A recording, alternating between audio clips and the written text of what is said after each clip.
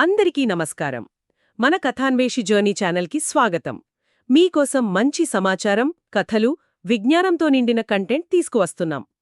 Video మొదలయ్యే ముందు దయచేసి ఛానల్ను సబ్స్క్రైబ్ చేయండి, లైక్ చేయండి, మీ ఫ్రెండ్స్ అండ్ ఫ్యామిలీకి షేర్ చేయండి. మీ ప్రోత్సాహమే మాకు మరింత మంచి కంటెంట్ తయారు చేయడానికి ప్రేరణ.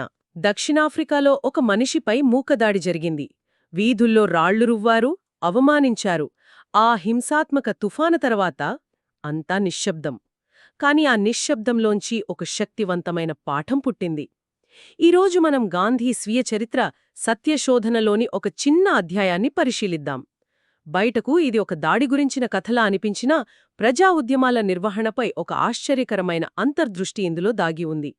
ఒక ఉద్యమానికి శాశ్వత నిధులు బలమా, లేక అది నైతిక పతనానికి బీజమా? ఈ ప్రశ్నకు సమాధానం ఆనాటి సంఘటనలలో ఉంది. దాడి జరిగిన 2 రోజుల తర్వాత గాంధీని విచారణకు పిలిచారు. పత్రికలన్నీ ఆయన కోసం ఎదురుచూస్తున్నాయి. ఆయనపై తీవ్రమైన ఆరోపణలు ఉన్నాయి కదా. అవును, చాలా తీవ్రమైనవి. దక్షిణాఫ్రికాలోని యూరోపియన్ల గురించి భారతదేశంలో తప్పుగా ప్రచారం చేశారని, వందలాది మంది భారతీయులను వలసకు తీసుకువస్తున్నారని కూడా నిందలు వేశారు. సరిగ్గా. కాని ఆయన సమాధానం చాలా ప్రశాంతంగా వచ్చింది. ఆయన ఆయుధం మాటలు కాదు, సాక్ష్యం. అంటే ఎలా? ఒక పత్రికా ప్రతినిధితో మాట్లాడినప్పుడు ఆయన తనపై వచ్చిన ప్రతి ఆరోపణను ఖండించడానికి భారతదేశంలో తాను ఇచ్చిన ప్రసంగాలు లిఖిత ప్రతులను చూపించారు. ఓ అలాగా. అవును, దక్షిణాఫ్రికాలో చెప్పిన దానికంటే ఒక్క మాట కూడా ఎక్కువగా మాట్లాడలేదని నిరూపించారు. మరి ఆ వలసదారుల విషయమేమైంది? దాని గురించి కూడా చాలా స్పష్టంగా చెప్పారు.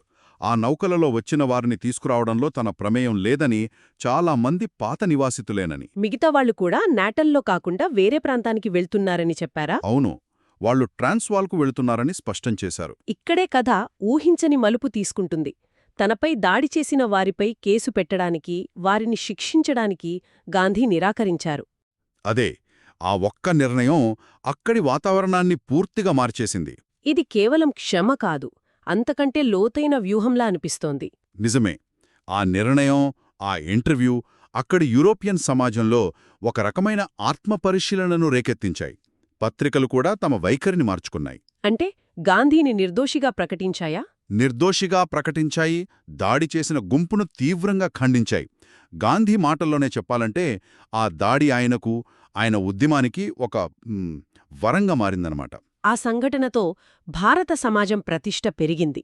ఒక్కసారిగా పెరిగింది. అయితే ప్రతిష్టతో పాటే ప్రమాదం కూడా పెరిగినట్టుంది. అవును, భారతీయులు సంఘటితంగా పోరాడగలరని తెలియగానే వారిని రాజకీయంగా ఒక ముప్పుగా చూడటం మొదలుపెట్టారు.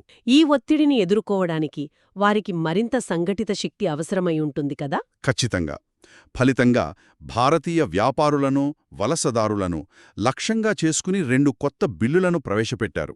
ఈ సవాళ్లను ఎదుర్కోవడానికి నాటల్ ఇండియన్ కాంగ్రెస్ మరింత చురుగ్గా మారాల్సొచ్చింది.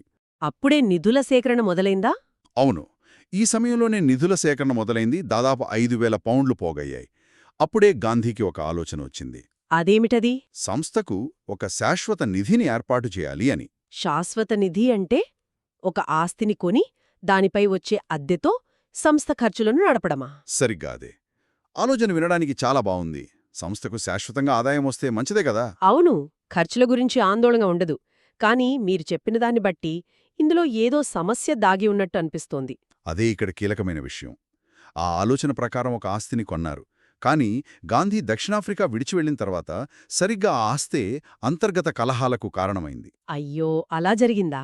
అవును, వర్గాలకు దారితీసింది. ఆస్తి నిర్వహణపై వివాదాలు పెరిగిపోయి అద్దె డబ్బులన్నీ కోర్టులో పేరుకుపోయాయి.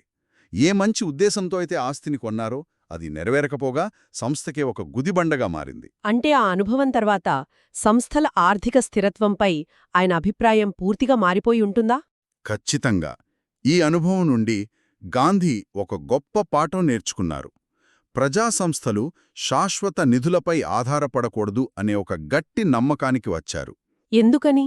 ఆయన దృష్టిలో ఒక శాశ్వత నిధి సంస్థ యొక్క నైతిక పతనానికి బీజం వేస్తుంది. ఎందుకంటే ప్రజల మద్దతుతో సంబంధం లేకుండా సంస్థ నడుస్తుంది కదా. అవును, నిజమే. ప్రజా మద్దతు కోల్పోయిన సంస్థకు ఉనికిలో ఉండే హక్కు లేదని ఆయన బలంగా నమ్మారు. అయితే సంస్థలు ఎలా నడవాలని ఆయన భావించారు? ఏటా ప్రజల నుండి వచ్చే చందాలే ఒక సంస్థ నిజాయితీకి, ప్రజాదరణకు అసలైన పరీక్ష అని ఆయన భావించారు. ఆ తర్వాత 6 ఏళ్లపాటు లక్షలాది రూపాయలతో నడిచిన సత్యాగ్రహ ఉద్యమం కూడా ఎలాంటి శాశ్వత నిధులు లేకుండానే సాగింది. ఒక దాడి, ఒక క్షమ, ఒక ఆస్తి. ఈ కథ చివరికి మనల్ని ఒక ప్రాథమిక ప్రశ్నకు తీసుకువచ్చింది. ఒక ప్రజా ఉద్యమం లేదా సంస్థ విజయవంతం కావడానికి శాశ్వత ఆస్తులు, భారీ నిధులు ముఖ్యమా? లేక ప్రజల నిరంతర మద్దతు, వారి భాగస్వామ్యము ముఖ్యమా? నేటి ఆధునిక ప్రపంచంలో భారీ నిధులతో నడిచే సంస్థల నైతిక బాధ్యతను మనం ఎలా అంచనా వేయాలి? వీడియో నచ్చితే సబ్స్క్రైబ్, లైక్ మరియు షేర్ చేయడం మర్చిపోవద్దు. మరియు కింద కమెంట్స్లో చెప్పండి తర్వాత వీడియో ఏ టాపిక్పై కావాలి. మీ సూచనలు మాకోసం చాలా విలువైనవి.